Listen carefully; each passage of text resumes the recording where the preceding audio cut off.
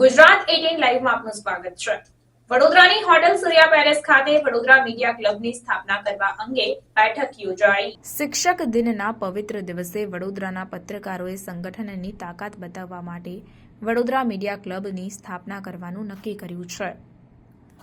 Hotel સૂર્યા palace ખાતે આયોજિત આ મહત્વની બેઠકમાં રાષ્ટ્રીય, પ્રાદેશિક તેમજ સ્થાનિક ચેનલોના માલિકો, તંત્રીઓ, પ્રતિનિધિઓ સહિત દૈનિક પેપરના તંત્રીઓ અને પ્રતિનિધિઓ ઉપસ્થિત રહ્યા હતા। આ બેઠકમાં વડોદરા મીડિયા ક્લબની આગામી દિવસોમાં રણનીતિ અંગેની વિસ્તારપૂર્વક ચર્ચા કરવામાં આવી હતી।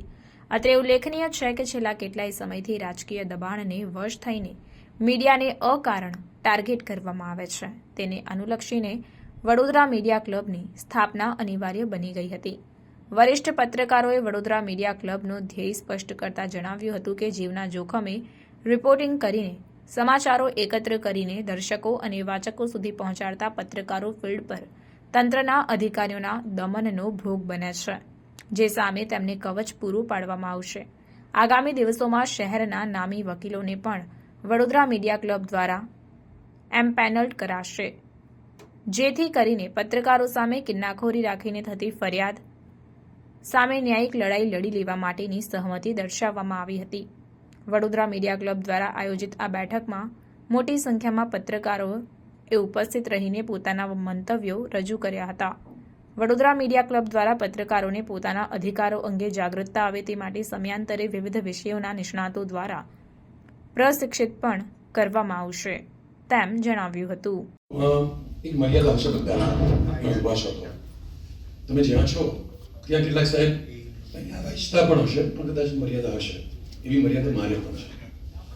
તમે લોકો જે સ્થાન પર છો એ સ્થાન પર પહોંચવાનો અમારો સમય કદાચ હજુ નથી, એટલે એ મર્યાદાનો પડદા પાછળ અથવા સબકોન્શિયસ માઇન્ડનો સવાલ બધાના મનમાં હશે। મારું માત્ર એટલું કહેવું છે, જો તમે લોકોએ બી રોપ્યા છે તો મારા ખ્યાલથી પાણી બધા રેડ છે અને જવાબદારી બધા મહદઅંશે સ્વીકારીને જવાનું છે, તો આપણે જવાબદારી સ્વીકારીએ। બહુ આબુ પોળું કરી અને લગ્નમાં શું ભોજન હશે એ અત્યારથી ક્યાં કહેવાનું, મહેમાનો જમી લેશે, બરાબર। વંદે માતરમ આપણા ફરી પણ બોલાય તો વંદે માતરમ થાય। આપણા જે કર્મીઓ છે એમને માટે આપણે શું કરી શકીએ કલેક્ટિવલી, એવું કોઈ ફંડ ઊભું થાય। આપણને જે તે સમયે તો એક કમિશનરે જગ્યા આપવાની પણ વાત કરી હતી કે મીડિયા ક્લબ માટે અમે જગ્યા આપીએ, તમે તમારું ભવન બનાવો, આપણે શું કામ સરકારી પેલા માહિતી ખાતા પર પડી રહેવાનું। આપણી અલાયદી જગ્યા હોય અને એ જગ્યા પર બધી જ વ્યવસ્થા હોય એવું પણ આપણે આયોજન કરી શકીએ।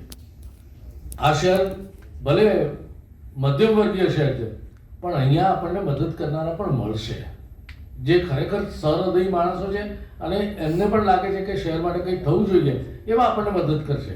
એટલે આપણે આ તો આપણી પહેલી બેઠક છે જેમાં આપણે એ વાત પર સંમત થઈએ છીએ કે આપણે એક મીડિયા ક્લબ બનાવીએ। હવે મીડિયા ક્લબમાં શું શું કરી શકાય એ આપણે બધી મોડાલિટીઝ નક્કી કરીએ, આપણે 10-15 જણ ભેગા થઈએ, એ અંગેની મોડાલિટીઝ નક્કી કરીએ અને પછી વિધિવત રીતે આપણે કોઈ મોટી જાહેરાત કરીએ, જેથી કરીને આપણે ચલો સક્ષમ છીએ, પણ આપણા જે કર્મીઓ છે એમની ખરેખર મેં હાલત જોઈ છે કે આ પૂરમાં જે હાલત થઈ છે એમણે જે સહન કર્યું છે એવું તો આપણે સહન નથી કર્યું, પણ એમને તો આજે આપણે રહેવું પડે કે એમના ઘરની વખરી તણાઈ ગઈ હોય ત્યાં છતાં આપણા ફિલ્ડમાં રિપોર્ટિંગ કરતો હોય, એવાને માટે આપણે કંઈક કરી શકીએ ભવિષ્યમાં, એ માટેનો આ એક નમ્ર પ્રયાસ છે।